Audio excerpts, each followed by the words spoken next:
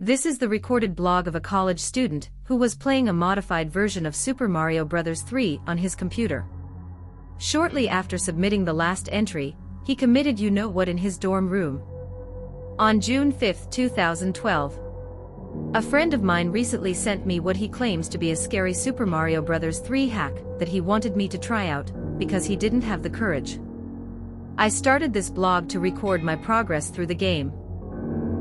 He got this from a site that's no longer active, and I've seen some pretty scary occurrences with emulator games before. Just look at Ben. All of that aside, however, there was something definitely off about this ROM. Its title was SMB3, BW. Anyhow, I won't play any today as I'm quite busy with college work and such, but I will definitely start tomorrow. The next day, I played some of the game today. Obviously my friend was misinformed, as I have played all the way through 1 to 3, and have found nothing irregular. All of the sprites, levels, and sounds didn't have a fluke to their name. Wait. A secret. That must be how you have to unlock it. I swear you guys, I'll find the warp whistle tomorrow, and see what creepy secrets this game has to hide. Look for tomorrow's post, it won't disappoint. Maybe this will explain what the BW in the title stands for. A day after, I wish I hadn't unlocked that secret. This game will be the bane of my existence. I'll try as best as I can to explain what happened, and what will certainly entail. I don't know if any of you will believe me, but this sick mockery of one of my childhood favorites must be exploited, and never be seen by the eyes of any other breathing men on God's green earth. And Todd, what I'll call my friend for the sake of privacy and possibly security, do not send that link to anyone else. You'll see why below. I entered the castle stage. Knowing its only secret was the warp whistle, I disposed of a dry bones before donning a raccoon tail. With a running start, I was flying above the stage until I hit the secret area. My whole life before I hit up on my arrow keypad was completely different. I was happy. I was normal. I could wake up in the morning recognizing my own reflection, being absolute about my safety. Now it's lies. All lies. I know that as of what happened today, my life will become an infernal hell in which every day will be a futile struggle to retain my own sanity. After finishing this wretched collage of electronic dejection, I will embrace death like a long-lost lover with open arms. Now to get on with what had come to pass. The blocks that lined the wall were a gloomy albeit polished obsidian black. Mario's skin now had a grayish tint to it, but that wasn't what was wrong with that picture. The music was a sped-up version of the normal bonus room theme. Toad's skull was cracked open and profusely bleeding, spilling blood onto the floor and making the room slippery like an ice stage. His mouth was also agape and spewing blood onto the floor. The blood had an eerie, reflective quality that should have been graphically impossible for an 8-bit game like Mario 3. I walked up to him to see what it is that he might say. What he had to offer is this. Blood whistle. Hear its cry. I then ran towards the chest to see its contents. The chest was drenched in reflective, realistic blood of the same type emanated by the orifices and exposed cranium of the poor little mushroom-headed fellow. Pressing onward, I ran through it to discover its dark secret. Its twisted surprise. I wasn't prepared for the following events. A blood-soaked warp whistle ominously rose from what I now believe to be the deepest crevice of hell. It blipped twice as the normal whistle would. That, my fellow reader, was the only normality of what I have played today. It played a deep tune that I can't get out of my head as I write this. The whistle descended, violently striking Mario in the chest. He unleashed a blood-curdling scream, as it went into his back and out of his chest. This cry wasn't 8-bit at all. It wasn't even cartoonesque. It was the sound of unfiltered anguish, of utter agony. His expression reflected the same. To end my experience on this perverse version of something I once loved, Mario was transported to the warp zone of the blood whistle. I call it this because it had only the cookie-cutter outline of the quaint island. The water consisted solely of the same blood aforementioned in my encounter with the whistle. Corpses of Koopas and other enemies of Mario were scattered afloat near the shores. White G-eyes glared at me between the waves, surfacing just to cast their evil glance at Mario, or me, I can't be sure at this point. All of the worlds were indicated by their respective numbers, and all of the dots were crimson. At that point I noticed yet another abnormality, this time concerning the dot for World 8. Beside it were two 8-bit patches of fire that twisted and contorted in place. Without me pressing any buttons, the whistle stabbed Mario in the ribs. This cued him to move to the World 2 dot. Refusing to pay any further attention to the horrors that surely await in the distorted desert, I saved the game and quit. I have played more than enough of my fill for today. I guess that I figured out the acronym from the ROM title meant Blood Whistle the hard way. Well, I did it. I managed to clench the fickle fibers of my perception of reality long enough to play through World 2. I have come to the conclusion that whoever made this is completely and utterly deranged. There's been a rusted gear or a broken spring in the mechanics of their sadistic mind. Their only purpose in creating this mod was to mentally and psychologically flagellate the naive soul poor enough to take the bait of its mysterious origin. Well, I'm certainly naive enough to fall into that category. I digress to the experience. I find myself asking how I could have missed major things like this yesterday, when I saved the game in this world. I couldn't believe what I was seeing. Blood of the same texture from before was just as splattered across the desert sands as sand itself was. Solitary eyes watched me from the pyramids. Pentagrams and other satanic symbols were also infrequent in the environment. Could this hack be the work of the Illuminati? Okay, enough pondering. I need to finish this grim tale. Skeletons of Koopas littered the bleak landscape. There was a distinct disturbance with Mario's appearance, though. He looked starved and parched, as one would typically look after a few days in the desert. Mario then moved into the 2-to-1 block without my command, and the music began to play shortly after. He looked starved and parched, as one would typically look after a few days in the desert. Mario then moved into the 2-to-1 block without my command, and the music began to play shortly after. This was a reversed version of the overworld theme. Whispers and other paranormal phenomena could be heard playing in harmony with the music, saying cryptic things. After about a minute, I began to record the sound. I'll upload it as soon as possible, but I know I definitely can't do it today. One of the most distinct things I kept hearing was, "Let the whistle guide you," and "The instrument of blood plays the sweetest tune." This creeped me out, needless to say, but this of all things wouldn't prevent me from playing out the remainder of this game. The stage itself was very scary. The sky was grayish-blue accompanied by an almost white sun. The colors weren't bright or cheery in the slightest. The pyramid blocks were faded and cracked, and the wooden blocks were obviously rotting. Mario's sprite was visibly starving and pleading for thirst. The fire creatures fixedly stared at me like a shark stares at a school of fish, seeming to know who their next meal was. The neutral expressions of the Koopas had changed into ones of converged disgust and loath. I had obtained the raccoon by now, so I ran along the pipe-looking platform and took off. I flew for a little while, which was nice.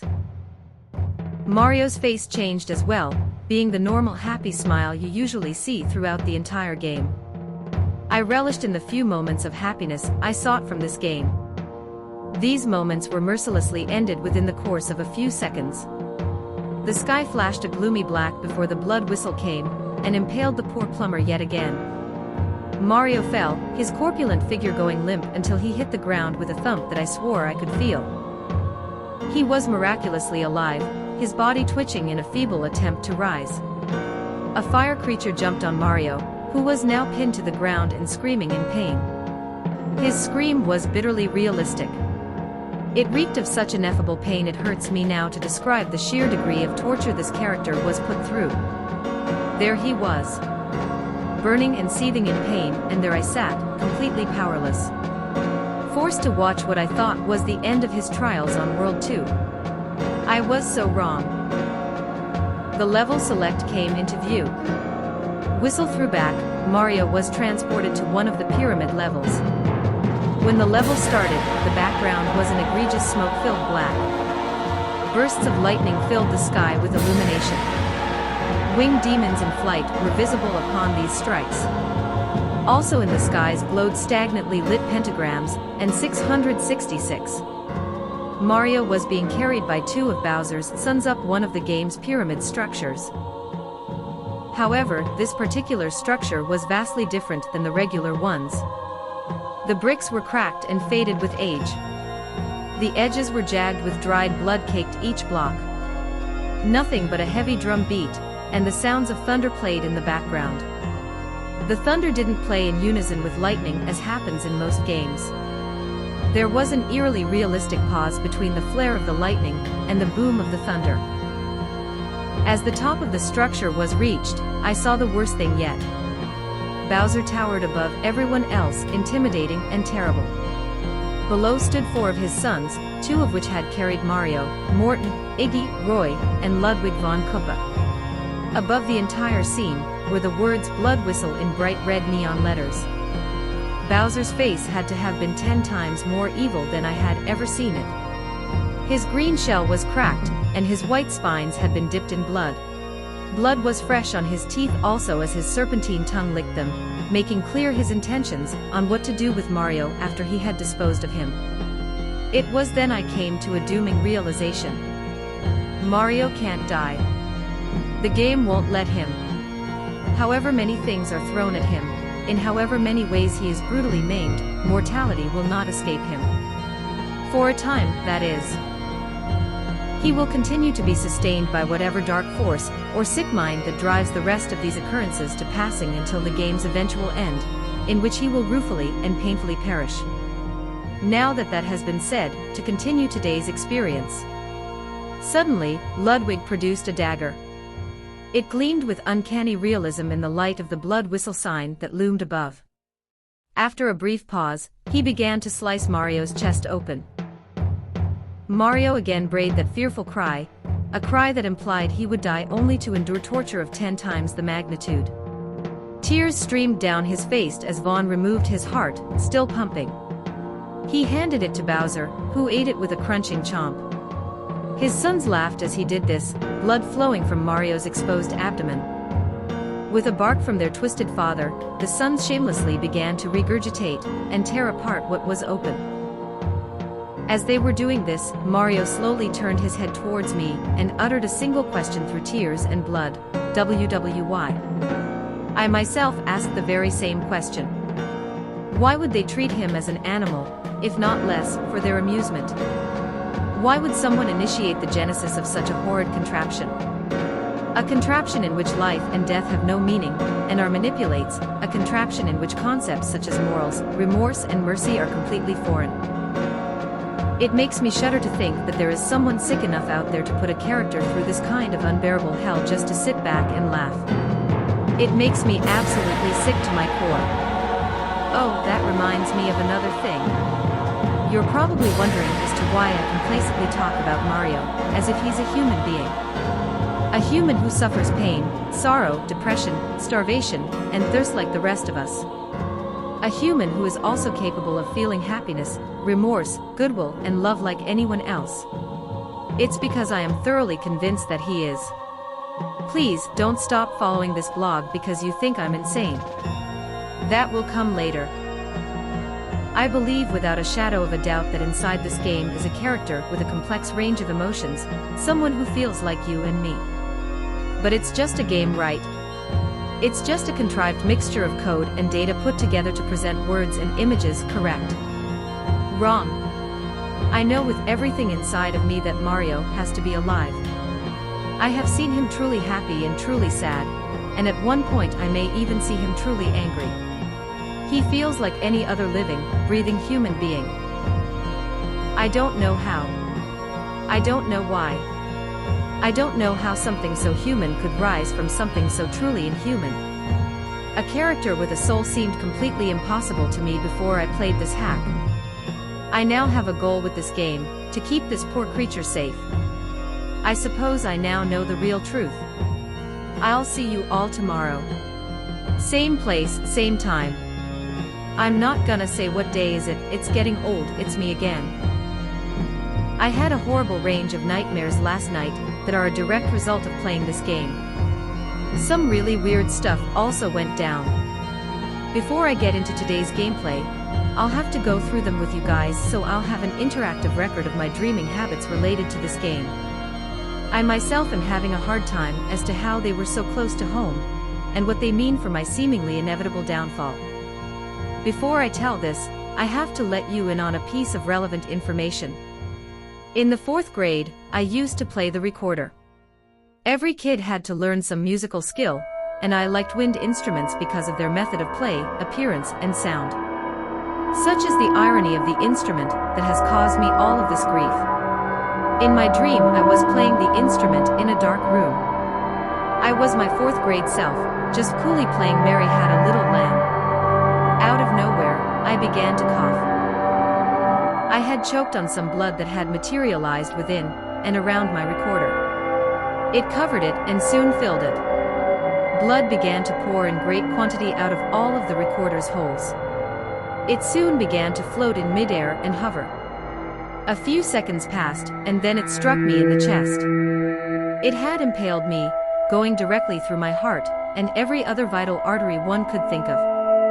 I woke up, the sheets plastered to my bare chest with sweat. I was completely fine. Not a scratch on me. As I sat there in bed, afraid of how I'm sure the game did this, or maybe it was just me losing my sanity, I began to hear noise coming from my laptop. It was closed, but a faint muffled humming sound was clearly audible. I warily approached my computer, the machine almost looking alive. I then opened it up. It was a picture of a SMB3 raccoon Mario sprite on a black backdrop. He was chained up by his legs and feet, and the chains reached outside of the screen. The blood whistle sat as the centerpiece of it all through Mario's chest. The tune of the blood whistle played over and over, a loop that only exacerbated the sound within the walls of my psyche. I tried exiting out of whatever this program might have been, but the window wouldn't close. I eventually had to take out my laptop battery, which didn't sit too well with my OS. Luckily, I didn't lose any files. Now for the gameplay. I was on a weak imitation of the World 3 level map. The water was none other than blood. Ravenous fish jumped out of the water, looks of primal hunger on their faces. There was something off about Mario's map representation that I noticed right away. Along with his raccoon tail, the blood whistle was now a permanent fixture through his body. His skin had dulled a little from its prior shade of gray, now more outwardly noticeable. His mustache now had dots of red clung to it as well. Without my or Mario's control, needless to say, I was moved to the first underwater stage. A cherry red tint absorbed the entire screen. This was to be expected, as the water looked blood-ridden from the outside as well. I swam down the left side of the level to get a fire mushroom. As soon as Mario got it and his outfit changed, he got an evil simper on his face. He looked at me and said, "Revenge, yes." I confirmed his suspicions, and then we set off for the danger that lurked near. The fish cast malevolent gazes at Mario as he swam by, incinerating them. His normal, happy smile returned. So did mine. The annihilation of the carnivorous critters didn't last long before both Mario and I faced a hellish dilemma. There was a large fish with rows of razor-sharp teeth. Below him were 2 power-up blocks, one black-looking and one purple-looking. I assumed that these were supposed to mean red and blue. Obviously there was no progress from this point without finding out what these blocks had in store. Mario's expression changed back into its gaunt appearance that he has had for the majority of the game. Knowing I had no other choice, I dauntingly hit the block that was black in appearance on the left. The fish swam around from its position in top of us and began to tear off Mario's limbs. By this time a group of fish had congregated around the entire scene. Their laughs were deep and short, registering as barks for the 8-bit sound processor. Mario's unable body wobbled as he bled out, spewing black across the red. When he finally died, the big fish began to laugh.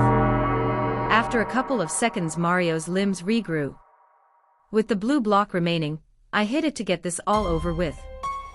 Bubbles stopped coming from Mario's mouth. He cried out for help, but that only made the problem worse. He sucked in tons of water, his hands around his neck. His face began to grow from gray to blue in a matter of moments. He kicked and fought, but he only wore himself down.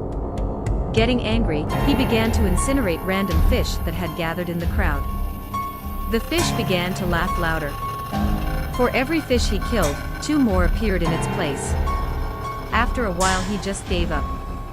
I watched as Mario uttered his last gurgle on World 3, the blood whistle stabbing and taking him away. I saved and quit with haste. See you all tomorrow. The day before the D-Day, campus police gave me a visit today. Apparently one of you had reported my comments related to ending myself and claimed I was insane. As a result, I have eliminated all personal information from this blog. I located the person who reported me and banned him. I also have an IP tracker, so don't any of you try that. Speaking of followers, 50,000. I had never expected this page to accumulate this many active viewers. Wherever this popularity or notoriety came from, I am grateful. Now for today's gameplay. After today, I'll be lucky to finish the game. Princess Toadstool's letter appeared after the previous screen from World 3 faded out. She was squirming and shifting around. Bowser's hand covered her mouth and nose, but it was easy to see the fear in her eyes. They darted left and right in stark, true fear. Bowser continued to have that sadistic smile on his face as he struggled with her. After about a minute and a half, Peach began to change. Her eyes grew an ominous reed as she pushed Bowser's arm away with inhuman strength. She cackled like a loon, blue veins bulging so noticeably that they were clearly visible through her white satin gloves. Bowser then began to cower in timidity. The text on the letter said only this: blood whistle. Hear its cry. Peach. The letter scene was abruptly cut off, and the World for Level Select map was brought into view. Goombas and Koopas of all sizes appeared, furious and hungry as ever. This addition made sense. This was the giant/tiny world, the shown enemies would be dimensioned as such. The normally green grass was withered and dead. The small patches of water were blood. Mario still was in the fireball fatigues that he donned in World 3. When compared the other worlds, the map view for this one was vastly less disturbing. I would go as far to call this tolerable. Mario moved towards 4-1, into whatever nightmarish scenario this stage had to offer. The stage had the usual kinks of any level in this game. The sky was black, which made the white clouds vibrantly contrast. A reversed version of the ground level once again played. The wood as it had been before was decaying, and wasting away beneath Mario's feet. The pipes were faded and cracked in various places. All of the enemies still possessed the same carnivorous looks of their intergame counterparts. There was, oddly enough, a startling abundance of them. Koopas and Goombas danced around in a ritualistic manner. Mario was visibly petrified as he tried to avoid them, my arrow keys keeping them inches away from his life. Amidst all of the din, there hovered a solitary power-up block. The whistle faded into view and followed Mario a few inches above his head, like a pestilential virus. After he cleared it, of course, the whistle went straight through his chest as Mario was headed to World 5. The game has a habit of putting me where it needs me to be, so I closed the window without saving. Witnessing all of that death really racked my nerves. Sure, it might be a game, but with the things this game has had to present to me, I'm starting to lose my perception of reality. I'm starting to wonder to myself what is real, and what is inside the computer. These two things are quickly fusing into one. The lines, they're blurring. Pretty soon the days will start fading together, and by then I'll have lost all sense of reality. I hope to see you all tomorrow. I don't know how much longer I can put up with this game. No, it's not a game. I couldn't tell you what this is. Today being D-Day fits, because I'm fighting one hell of a war against this game, and a losing one at that. At least there are no more mishaps with you all so far, which puts me at rest. As of today's gameplay, I fear for my own life. I feel as if something is coming after me. Lurking, seeking me out as to make immediate my demise. Never before has anything like this ever happened. Never before has anything electronic made me truly afraid, truly scared. I most likely will get no sleep tonight. Nothing in particular occurred, it's just, you'll find out below. I was in the middle of the cloud portion of World 5. The sky theme played, except it was drastically slow, and demonic whispers were clearly audible.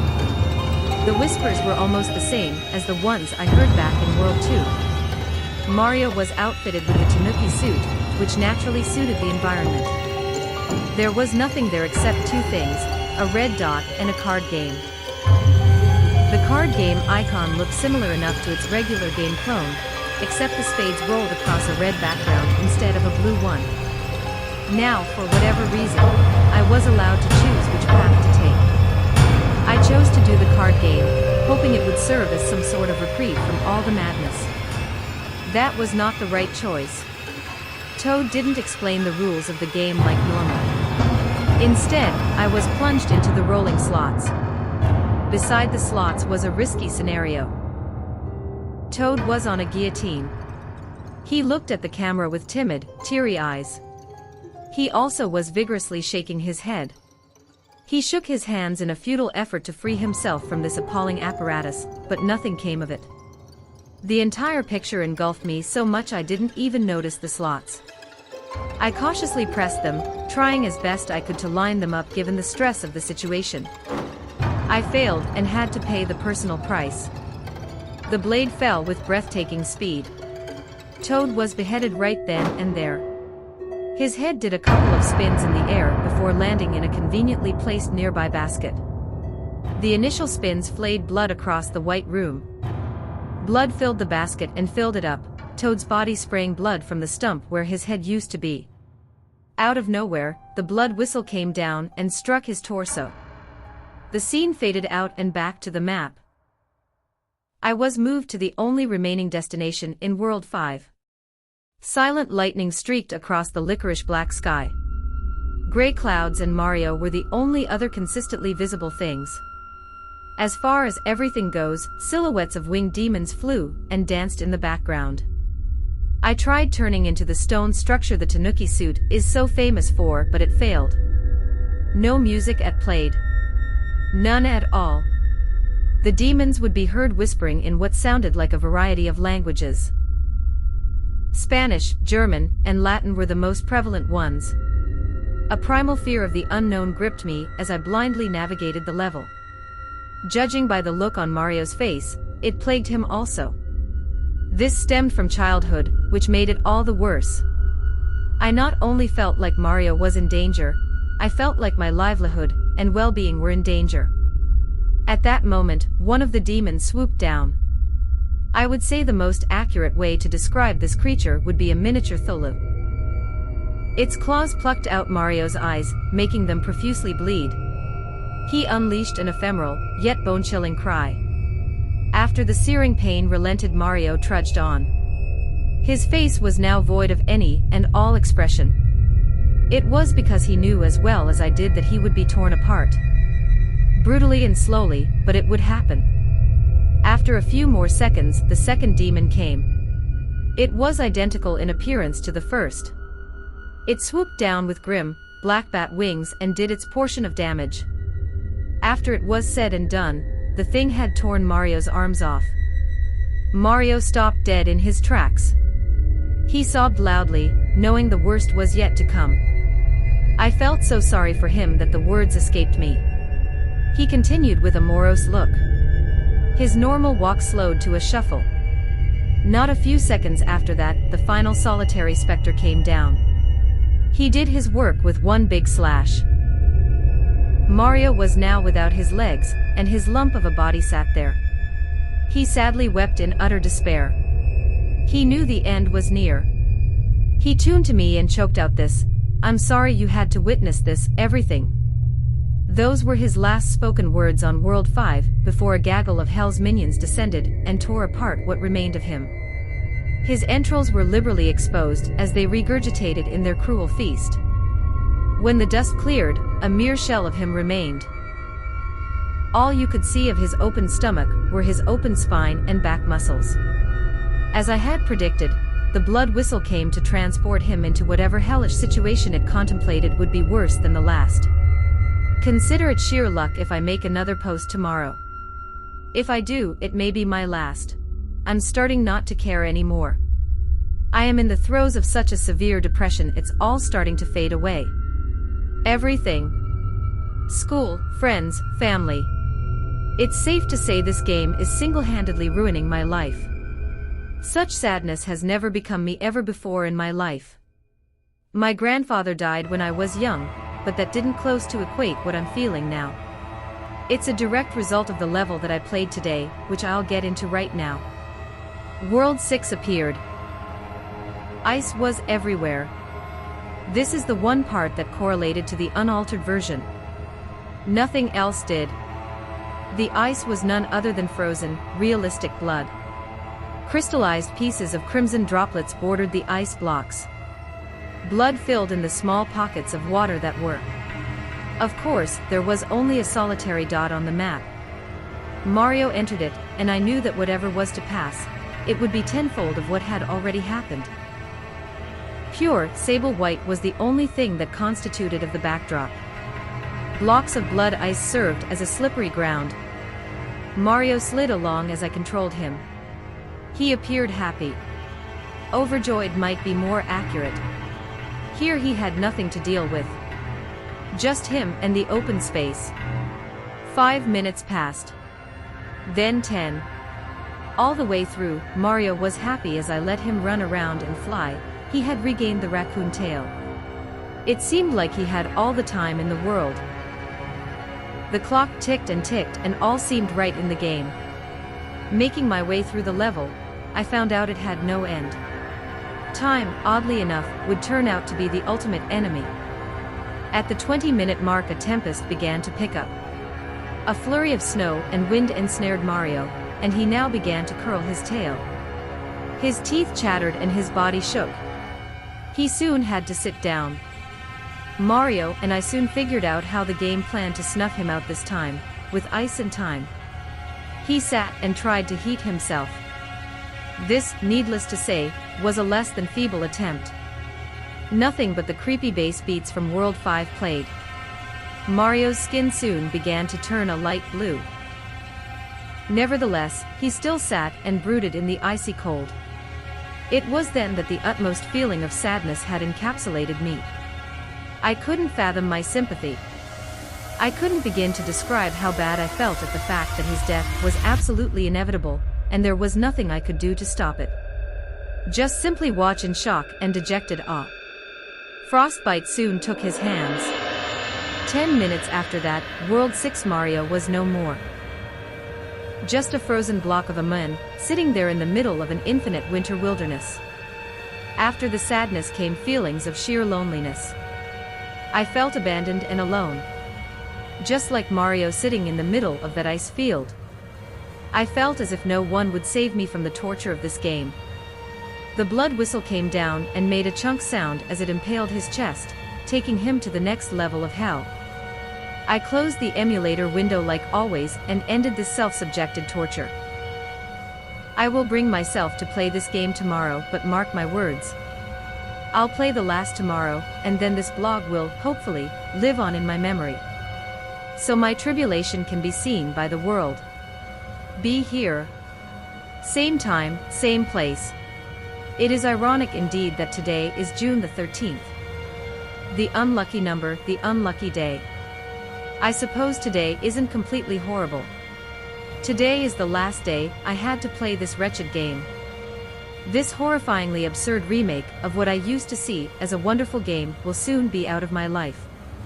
Along with everything else. With this being the last post, I suppose I can finally be honest about my true intentions ever since I finished World 2. I'm going to take my own life. This game has caused me sorrow on such an ineffable level that there is no other option. Life will never be the same. Mom and Dad, I love you. Michael and Kelsey, you guys be good. Listen to Mom and Dad. They have a lot of valuable lessons to teach you. Lessons that I learned but can now never apply again. Now for what you 75,000 followers read this post for, the rest of the game. Hell itself is what the game brought me to. I suppose that this was intention to convey World 8. No, not hell. Worse than hell. Bodies were chained up in the background enduring a myriad of tortures. The only pain wasn't strictly felt from injuries though. The coughs, dying wheezes and vomiting in the background reeked of pestilence and suffering. Fires emblazoned certain people as well. The flames had an actual burning quality to them. Not like regular 8-bit fire. Flesh, eyes, and other internal organs and tissue constituted the walls and ground. If the hell I'm certainly going to exists, I think it looks something like this. I tried to move Mario but nothing happened. He stood there, afraid of what she would do. She brutally slashed open his arms, legs and abdomen. Shortly thereafter, the princess produced some salt from her billowing dress and sprinkled it all over him. He screamed again, unmoving. The Princess Peach you used to know is long gone. The power of the blood whistle consumed that girl and made way for me. And speaking of which, she continued as she produced the blood whistle, here it is. Hear its cry. With a mocking kiss on the cheek, she began to play Mario the perverse song of the blood whistle. Its notes rotted away the last reserve of good in me. He was heaved by an invisible force into the flames. He cried out as they consumed him. Peach chucked the whistle, making it strike him directly in the heart. He continued to wallow in utter anguish as she walked away. As she laughed, he looked into my eyes and bore me this parting message via the text at the bottom of the screen. Do not let your life be as painful as mine was. I do not hold reservations against you, as you tried your best to keep me alive. I commend you for that. Goodbye, Bradley, and good luck. The tune of the blood whistle continued to play as the screen panned out of Mario's hell. How he knew my name is Bradley continues to befuddle me. How he could have such depth, such personality. I don't know whether this is a result of the game being as haunted as it truly is, or the fact that someone's could have been captured inside of this ROM. Whatever the reason of this, of everything that has come to pass with this abomination, I am glad I'm finally done. I have made all of my goodbyes at the beginning of this post. I hope one of you takes the time to save this blog. Or at the very least, to show the world the true hell I have put myself through. I sure hope that the demented creator of this game isn't festering in the same hell I'm headed for. Goodbye, everyone. This blog was the last recorded statement of Bradley before his death. His roommate discovered him 4 hours after he made the last post. Bradley committed I'm not gonna say the S word using a recorder that he plunged through his trachea. What do I think about this creepypasta? It was horrible, cliché, and annoying saying blood so many times. There's nothing redeemable about this creepypasta. I gave it a 0 out of 10, horrendous creepypasta. Anyways, thanks for watching.